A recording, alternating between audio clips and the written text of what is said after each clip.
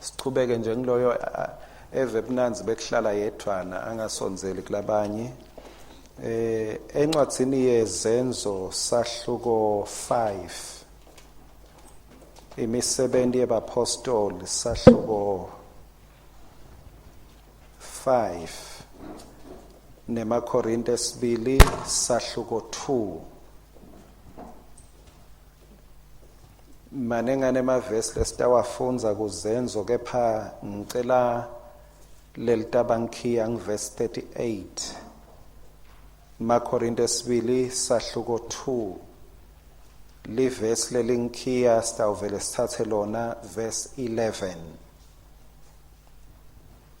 izenzo 5 verse 38 emaKorinte esibili sahluko 2 verse 11 angiboni ke laba khona lo ngifunzelako cela umemede nje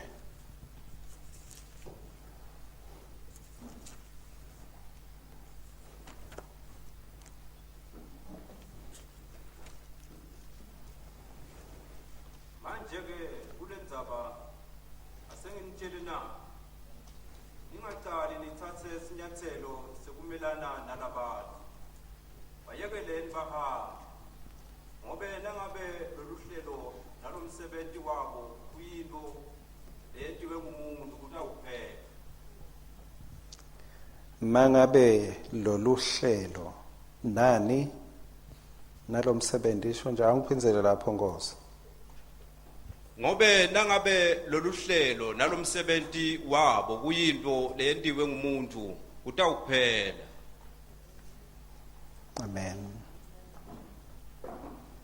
Ngobe mangabe lolu hlelo lolu mangabe kuyinto yani yemuntu kutawukwenda njani kutawuphela. Go amplified lithi now in the present case let me say to you stand off withdraw from this man and let them alone for if this doctrine or purpose or undertaking or movement is of human origin, it will fail. It will fail. It will be overthrown and it will come to nothing. It will come to nothing. Sesingamfunza na 39 sitawaphinza but if it is of God, you will not be able to stop or overthrow or destroy. Amen. Bese ke sekuba maKorinte esibili sahluko 2 verse number 11.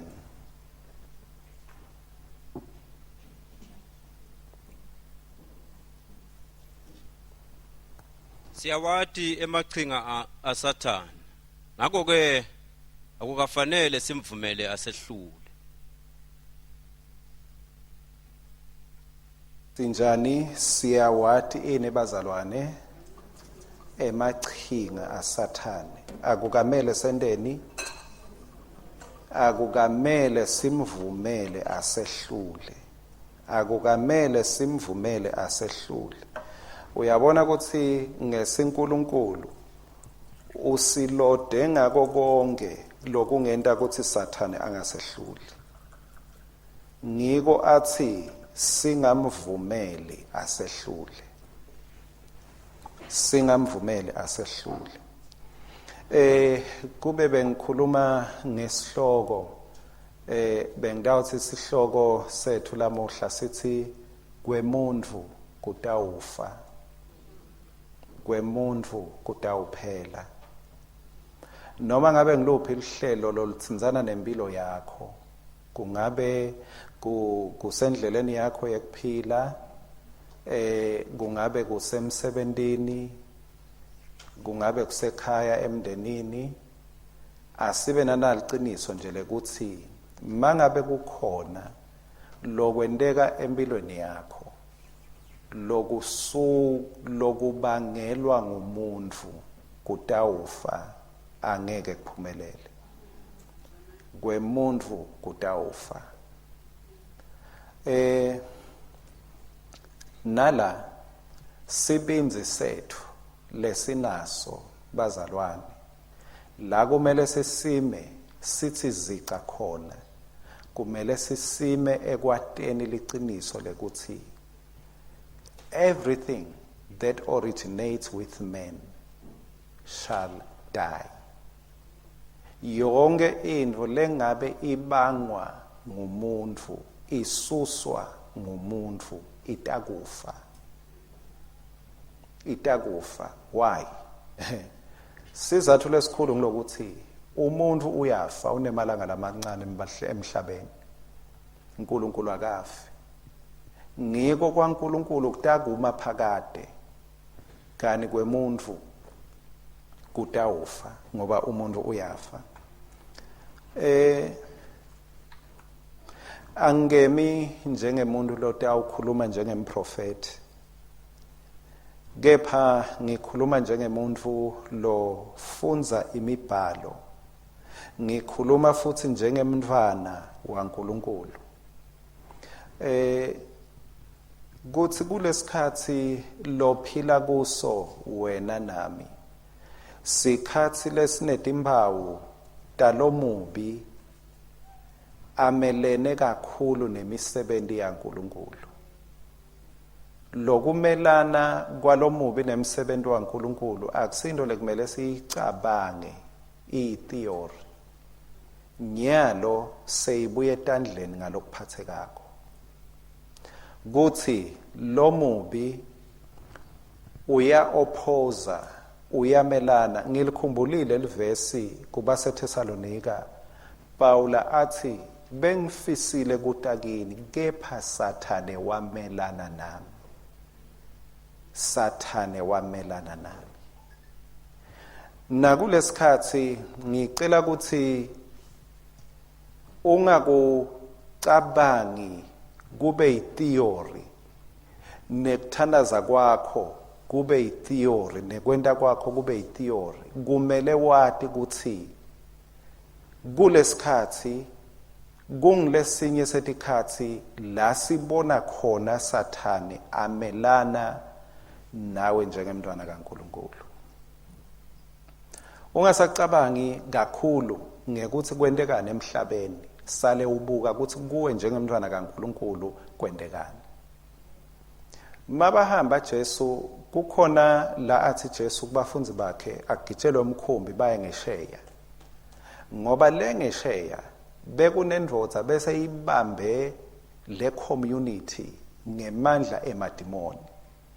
Kungasahambi umuntu, imigwaco seyivaliwe, bantu bangasahambi ngenxa indvodza yinye beyinelidimoni. Wathi Jesu makathi asewelele ngesheya, utawukhumbula ukuthi kwentekani elwandle. Kwentekani kwavuka siphepho.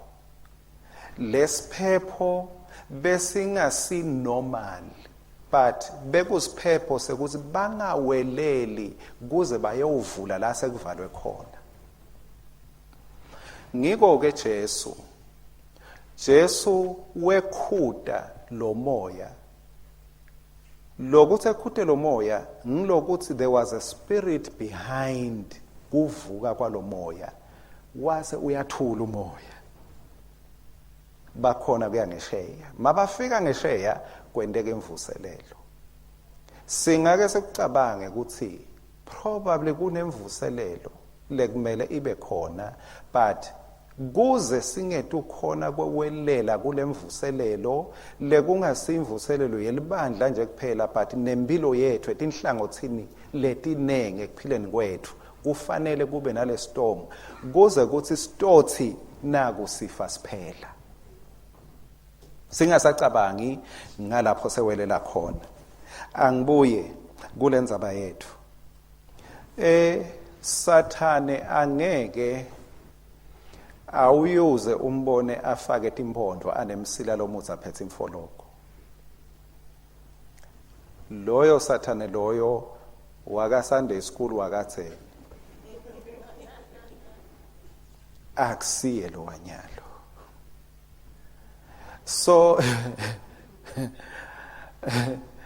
so lo wakathena hayi ngicabazi bekasilungela loyo sathane loyo, but akusiye lo wanyalo. So lo wanyalo utomkhanza ku skinny jean. Lo wanyalo utamkhanza esudwini. Lo wanyalo utamkhanza kubothayi. Lo wanyalo utamkhanza khuluma singisa ngesheya. So you will never see the devil with horns anymore. Ngoba liBhayibheli lithi uyahamba hamba emkhathisini wenu. Ngiba nje lo wabona indvodza etimpondo emkhathini ngoba ubona abantu bemaskini jean, ubona abantu bemasudu, abantu besingisi. Lithi liBhayibheli Sathane uhamba hamba emkhathini wenu. Akakaphathi imfoloko. Inhloso yakhe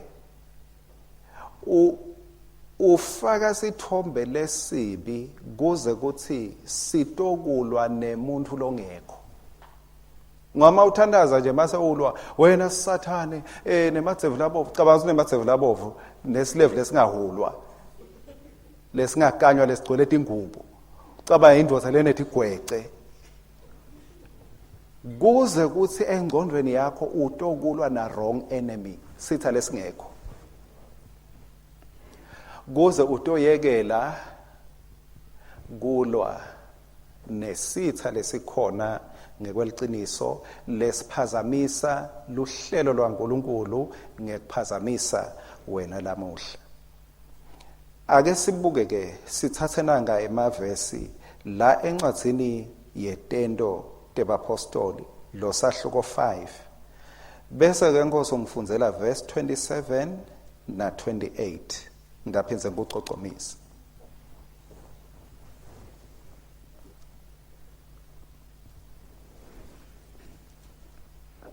Baletha bapostoli babemisa embikwelicoko. Umpristi lomkhulu wabagweba ngemibuzo. Wathi saniyalisisa ukuthi ningafundzisi ngelibito lalomuntu. Kodwa asenibuke lesenikwendile. Senisakade Yes. Senisakade lemfundiso yenu yaze yagcwala lonke lelidolobha laseJerusalem. Saniyala kuthini? Ningafundzisi ngalibito Ningafundzisi ngani? Ngale libito lalomuntu. Saniyala ningaphike kusakada libito lalomuntu lomjesu. Saniyala. Bewufunze 27 na 28. Zubela 35. Verse 35. Wase ukhuluma kulelicoco uthi madvodza aka-Israyeli, caphelisisani ngaloko lenifuna kukwenta kulamadvodza.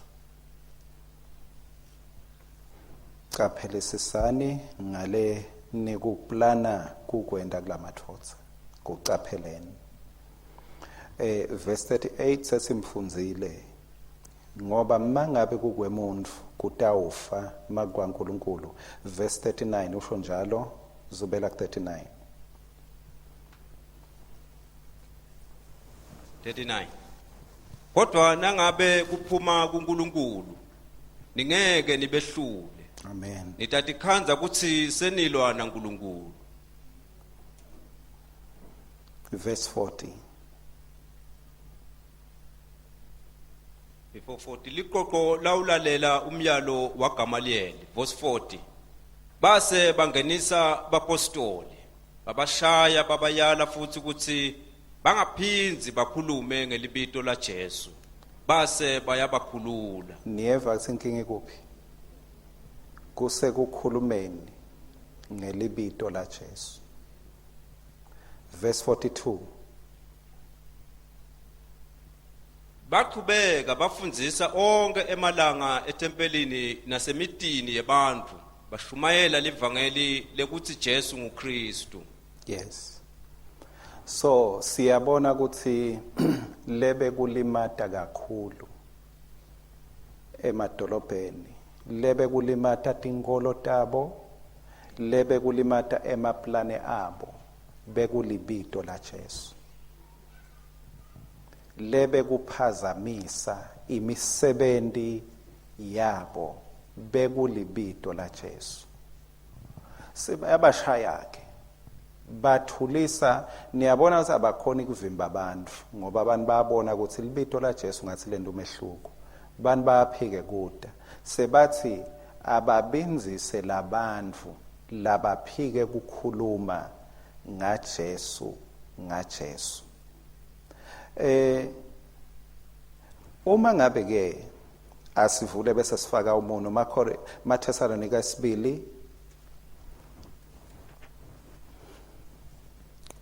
sahluko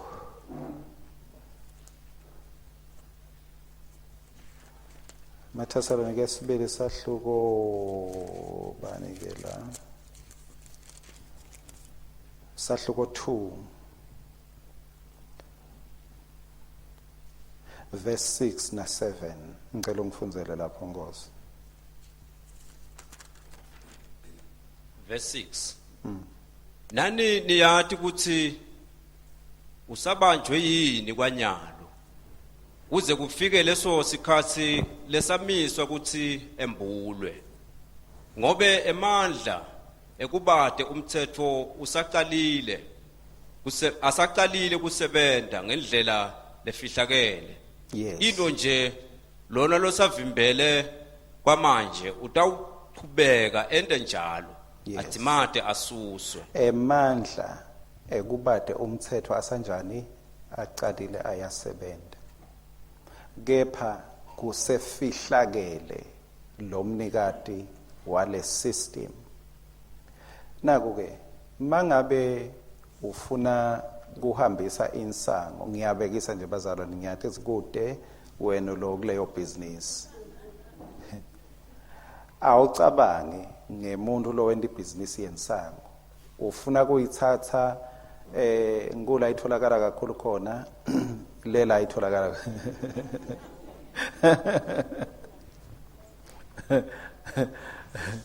ufuna kuyithatha le esteki ayibikise embabane. Ngiyabekisa nje bese athi makalapha emoneni akhanze i-roadblock. Mawucabanga utawukwenda njani? Utawujika, utawubhaca, emele ini kuthi i-roadblock emaphoyisa asuke. Kusho ukuthi lamaphoyisa aphazamisa lolu hlelo lenkhululeko yekwenda kwebhizinisi. But makasuke emaphoyisa ibhizinisi iyaflowa.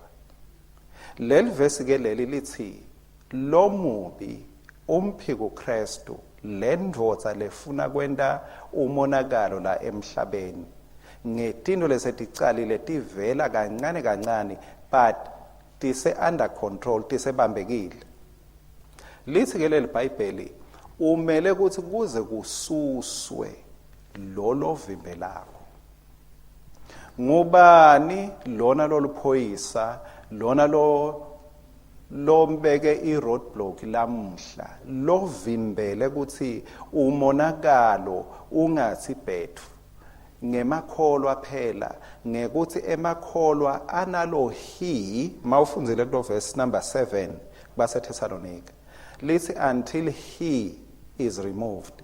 Lo he ngumoya longcwele lohlala kubazalwane. Malongcwele kahambe emoyeni, malongcwele uhlala kubazalwane.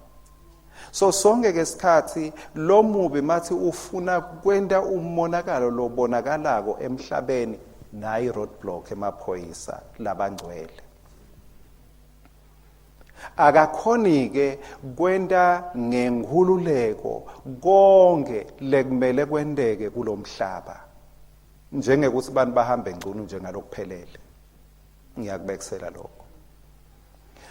So ngekuthi lamaphoyisa lekhuta lobubi bekuhamba ngcono asekhona ngoba moya waNkulunkulu uyasensitize etintweni letimbi akakhoni ke kuhambisa lensango yakhe ngiyabekisa ngithi ngisango akakhoni ke kuhambisa le business yakhe kube ungakhanza abantu uthi uyakamanzini ukhanza abantu bangcono ngisho ngcono waka naked until the hinderer is removed aze asuke lo muntu lona lokungiyena abonile but nyalo ke njengebantwana baNkulunkulu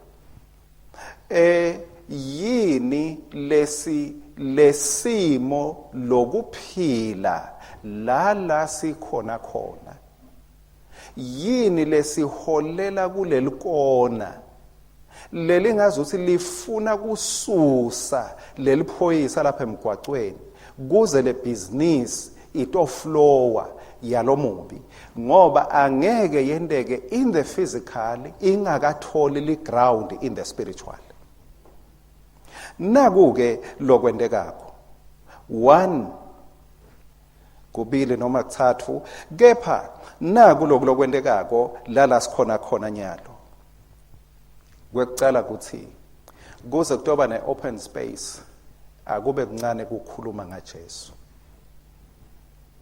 kungako tinkonzo titawuncipha tiyancipha bufakazi ngaJesu buyancipha angati wena how many times elicingweni lwakho la uthola umlayeto ngecorona other than ngaJesu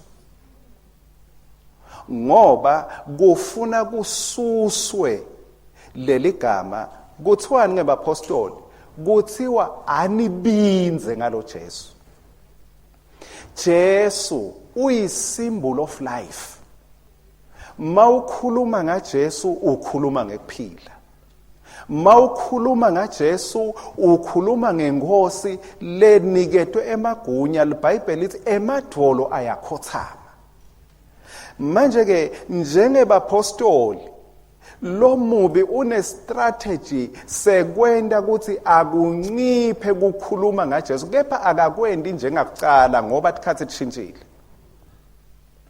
nyalo kuchamuka nge-COVID-19 kuthi akwanze umlayeto mawukhuluma ngalomkhuhlane asilo mkhuhlane uhambisana nekufa kuhambisana nabani naSathane ungakhuluma ngathi uyamesaba uyambonelela kufa kuhambisana naSathane so lo mubi kusukela ekucaleni kuGenesis umuntu lo wa introduce kufa lamhlabeni nguSathane so makuncipha ukukhuluma ngaJesu kwanza kuba ngathi sikhuluma nje ngemkhuhlane but lo mkhuhlane ukhuluma ngekufa kahle lekufa kukwanzisa libito laSathane so kude langa lamahala la ungeke uthole khona umlayeto nawe futhi elwimini lwakho kungendeka alikho lamahala leni ngoba phela siphila kulo vele la eveni siyabona mos nanyalo sisethe nje ngekuthi ngiloya kabe lapha yicorona so lo mubi ufuna stage ngoba ufuna kupreparelwa uyabona mangabe kuta kumbe kuta umbishop noma umhlabeleli lomkhulu iartist kuqale kuprepare stage awufane nje umbone stage uqala kuqale kuphume ama adverts kukhulunywe ngaye emsakatweni kukhulunywe ngaye lesi malifika langa nibe vele senine appetite yokumbona lo muntu lo mubi unendlela yekuthi akulungiswe stage ngoba mawulifunza iBhayibheli kumele agcine embuliwe kumele agcine athethe stage but kumele alungiselwe stage kukhulunywe ngaye nyalo sikhuluma ngalo angisho ukuthi licala sikhuluma ngalokwa kepha lokhu lengikubonako ngekufunza leBhayibheli ngemfunzo weLibhayibheli ngiyabona lokuthi le volume yekufa iyanza liyancipha ukukhuluma ngeligama laJesu kuyancipha benda njani ke la encwadini yezenzo bathi ake niyekele kwanzisa lenzaba yaJesu ake niyekele baze bayabashanje bayabadalapha bathi abendeni abayekele kukhuluma ngaJesu uma sibuka ke kwesibili kuLuka sahluko 21 verse 23 Luka 21 verse 23 lithini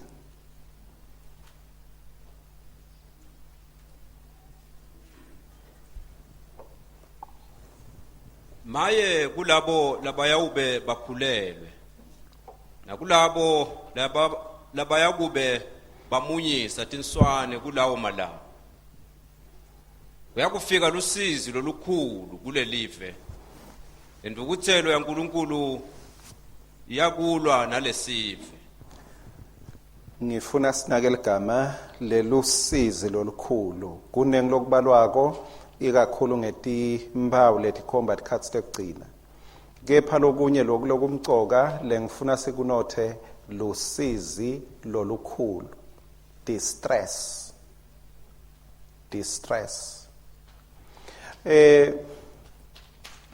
yini letawuphakamisa lizinga le distress lekukhathateka kubantu uma sihlangana kuhlangana kwethu kanje kuthandaza kwethu kusenta sendeni kusenta sibe nelithuba lekukhuthatana ma emathuba ekuhlangana site ukhuthatana asanciphile i-distress itokwanza kukhathateka kutawukwanza sewuhleti utivalele lapho ekoneni lakho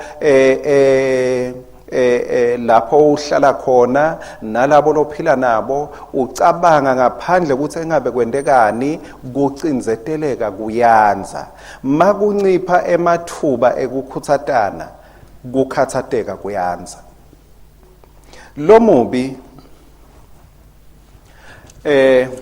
ufaka sandla ngekuthi nyalo nje kuhlangana kwalabangcwele ngiyati ukuthi inhloso akusikuthi bazalwane bangahlangana ngithi kepha inhloso ukuthi singathinzani kuze sitoncamula lokuflowa kwaleligciwane but kuloko kunciphisa kuhlangana kwethu kuncipha nemathuba ekukhuthatana kwethu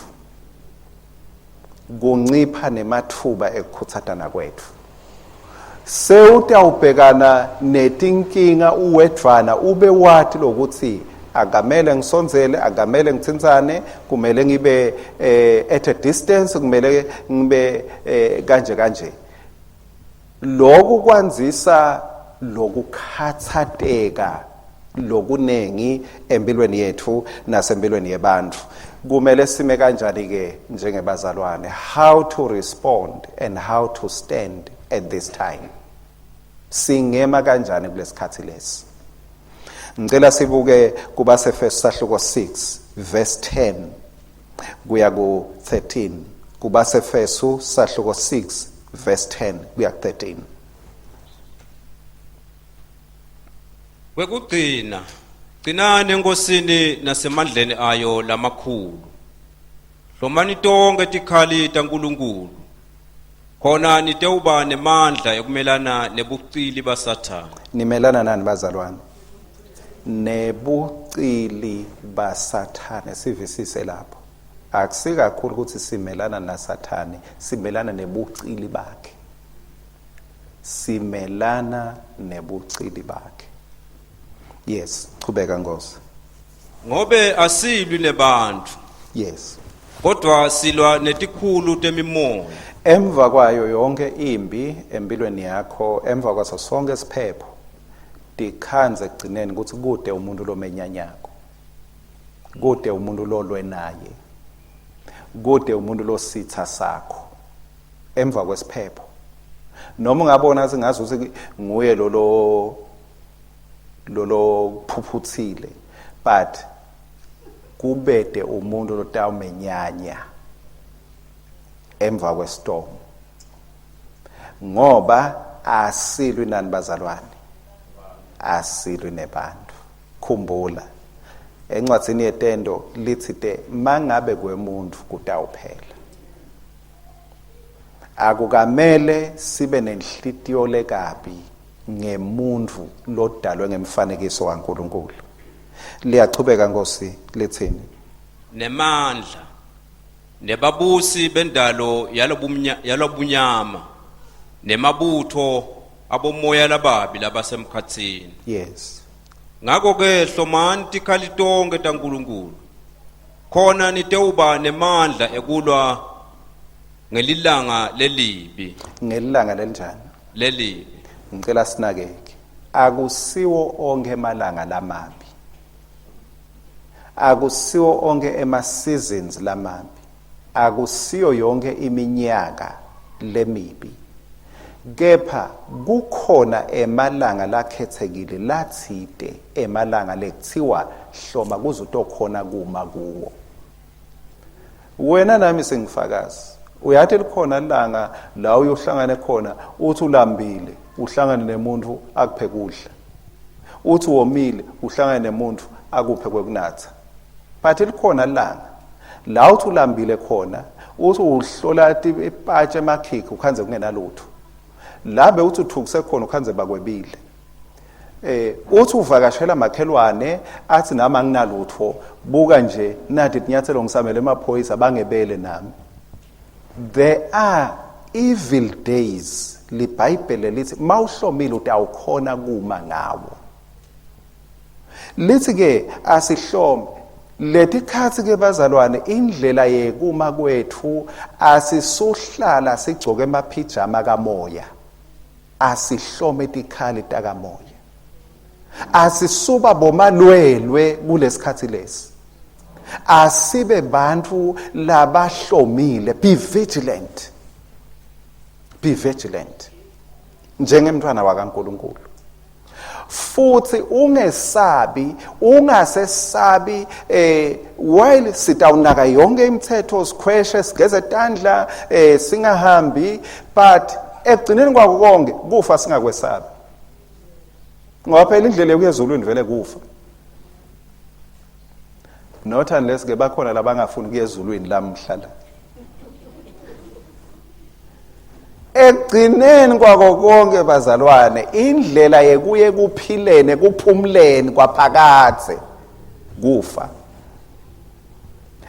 Sengike ngevayeva kucoca kwalabanye mangabe kumbe kwendekile wahamba wase uyabuya kumbe athi nje athi yazi abone tinto tangale ukuthi hey ngale kumnanzi makabuya ngala athi hey sengibuyile ngala kusho kumnanzi ngale mangabe kuyendeka uyafa. Praise God.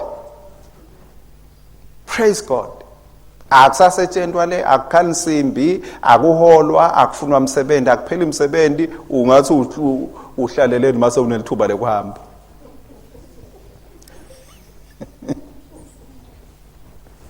Akunalanga akunabusuku awudzingi imbhedze awudzingi igesi akapheli. So kufa kulitibuko lethu lekuhamba bazalwane. Babusiwe labafile bafele enkosini ngoba bayawuphumula. So njengebantwana baNkulunkulu sisacaphele lokwa nalokwa kwaka physical, kepha kumele sicaphele ukuthi sinato tindzawo la sitawukwakhana khona sakheke khona ube noma ungaba at a distance physically, don't be at a distance spiritually. Ungabi khashane nalabanye, ungayivuli igap empilweni yakho yakamoya kulabanye bazalwane. Why? Ngoba kuPetro ekuqala sahluko 5 verse 8 ngicela si ungifundzele lapho bese kuba ngiLuka sahluko 22 verse 31 na 32 Luke 5 Petro ekuqala sahluko 5 verse 8 bese kuba ngiLuka sahluko 22 verse 31 na 32 Petro qala sahluko 5 verse 8 Zithani nilinze sitha senu Sathane siyajangaza emkhathini wenu njengelibhubesi lelibhodlako sithungatha lesingahle simmide sithungatha bani nikuthatha serious lokubazalwane kuthi Sathane uyathungatha uvute mathe uvutela wena wenda njani mangabe ufika lapha eKFC uyivi kunukela bakubambise layini bakubeke lapha bathi mani yeta inyama yakho emathe uyawanqanza wamite ithi mayithi yafika nelithamba usaliva lapho ushaya konke kanye uvadlata konke kanye sitha siselayinini waiting to vadlata you. He has been longing for an opportunity la atakuthola uwedwana khona. So lesikhathi ke seclusion isikhathi sekuba wedwana isikhathi sekutivalela lithuba lelimnanze sitheni leli. Luka 22 verse 31 na 32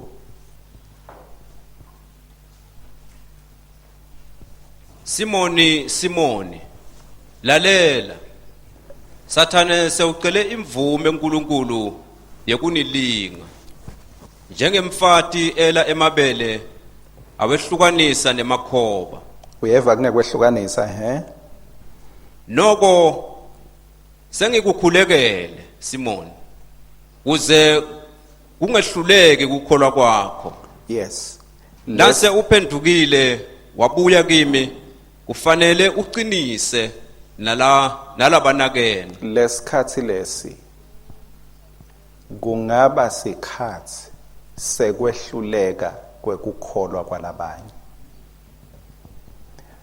mangabe utehlukanisa utikhweshisa nebazalwane ngekwesimo lesikhona kusene kwendeka labanye unfortunately watehlukanisa kakhulu wati isolate wangabi in touch nebazalwane ngende kuhamba esiphelana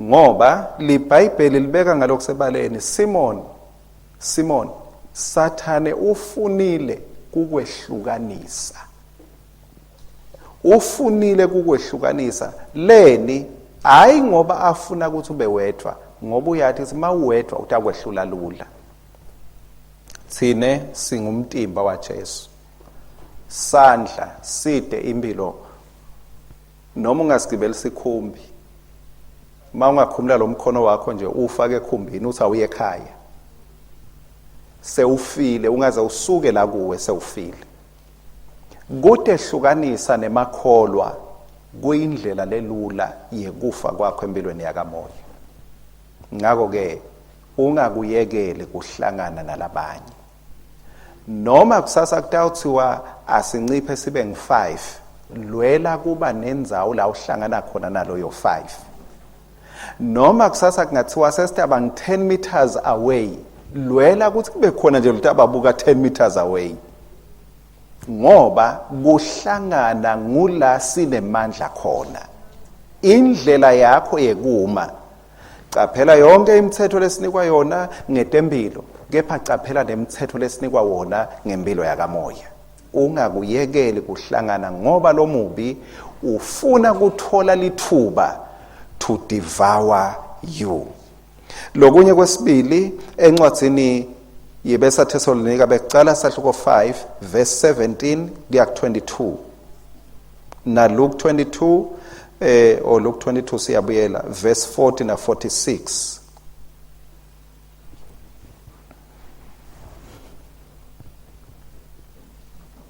laseThessalonika Becala sahluko 5 verse 17 kuya 22. thandazani ningayekeli bongani kuko konke ngobe lokho kuyinzandvo yaNkulunkulu kuKristu Jesu ngani Yes. ningamcishi moya longcwele ningakwetseleli kuprofeta hlolisisani konke libambisise lokulungile nikugege konke lokubonakala kukubi. Amen. Ningayekeli kuhlangana, ningayekeli ukuthandaza. Yes, Luka 22 verse 40 na verse 46.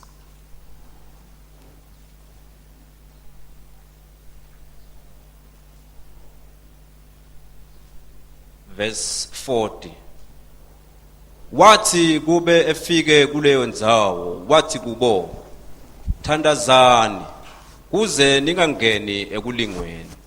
46. Wathi kubo nilaleleni vukani nithandaze kuze ningangeni ekulingweni. Amen. So indlela yekuphila kulesikhathi lesi kwekucala ungatikhanzi uwedwana. Ditholele takhele bantu lotohlangana nabo. Kwesibili ungatsinwa, ungayekeli kuthandaza, ungayekeli kuthumisa uNkulunkulu ngula kuncoba kwakho khona khona. Ungayekeli kuthandaza, yanzisa liphunga lelimnanzi la Jesu ngemthandazo. Never cease to pray, never cease to worship, never cease to praise. Indumiso ayivame kunekukhonona. Kuthumisa uNkulunkulu ngishito kwakha sihlalo saNkulunkulu. Kukhonona kwakha sihlalo saSathane. Singajoyini umhlaba noma labangakholwa ngekukhonona nangekubalisa. Kuthi uhulumende sekunje nalapha sebenda nje asanzise indumiso ngoba indumiso ithi ukhona lesitambone stage masinyane lohambisana nendumiso. Benda njalo boPaula naSila mabasejele baboshiwe bakuseclusion bamdumisa uNkulunkulu wasibeka sihlalo sakhe etikwejele kwanyakata kwaba nekutamatama ejele. Asingakuyekeli kuthumisa uNkulunkulu, asingakuyekeli kuthandaza, asingakuyekeli kuthandazelana. Kwesithathu bese sifika ekugcineni izenzo sahluko 4 verse number 17 na base Roma sahluko 10 verse 17. Izenzo 4 verse 17. Kodwa kuze siyichithe lendzaba inganzi la kubantu asibafice sibatshele ukuthi bangaphinzi bakhulume noma kukubani ngelibito la Jesu. Yeah. Nako la kuliwa kakhulu khona. Indlela yekuphila kwakho nendlela yekuphilisa labanye ungabinzi kukhuluma ngaJesu. Kuthiwa la asendeni asibafice. Lento lelevele yindlela yokusifica ukuthi singakhulumi ngaJesu. Likona ngelikona coronavirus. Uvileni ukuthi Trump uthini? Uvileni ukuthi eChina bathini? Uvileni wena uveni lamuhla? Ningayekeli kukhuluma ngaJesu. Ningayekeli kukhuluma ngaJesu. Akube lithuba leli lekuthi lilanga ngelanga mangabe uyabona ngazo selikushonela elanga awukakhulumi ngaJesu sewuyawulala fanele ukhulume Jesu etindzebeni temlomo wakho noma uthole umuntu lotamtshela liqiniso nebuhle baJesu. Why?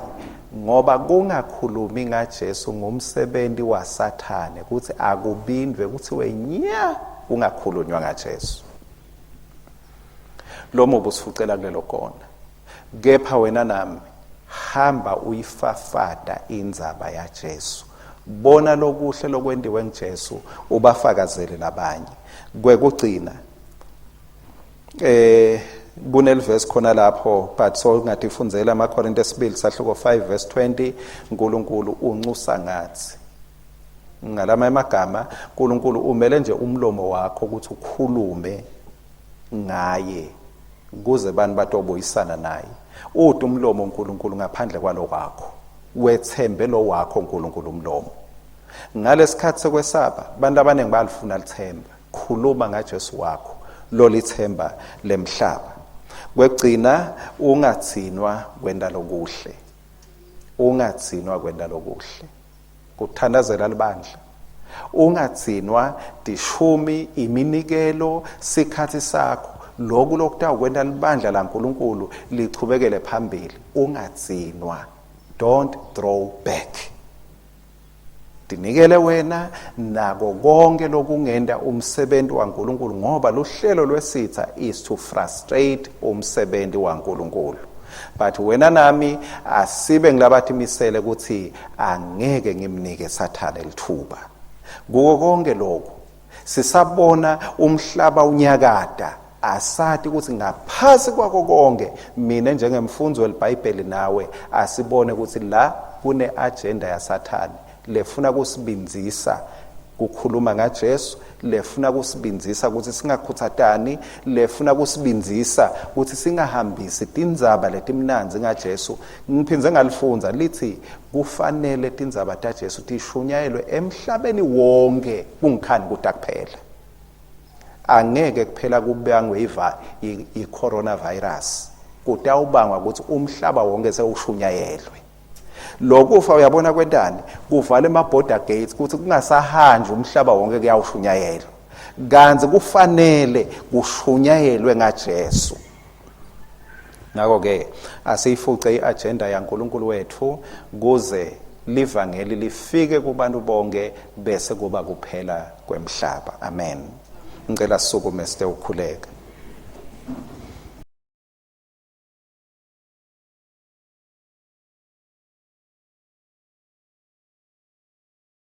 Lakho namuhla kubaba wethu sithandzako losicabangele. Thank you Lord. Baba logcwele libandla lakho leli lokumisele lona. Labanye bethu nabankosi lomunye namwe ekhaya nyalo siyemukela the blessing to live through and above the storms. I announce your blessing upon these your dear little ones. Lord, ikatsele bona. Nguwe umelusi.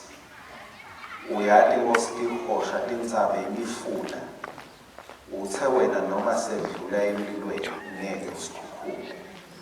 Wathi nemlilo ngeke usishise. Imifula ngeke semuke khona. Akube njalo Nkosi. Basahamba etindzaweni etehlukene. Kumbe kunemifula lefuna ukukhukhula imisebenzi. Ngiyathandaza Nkosi.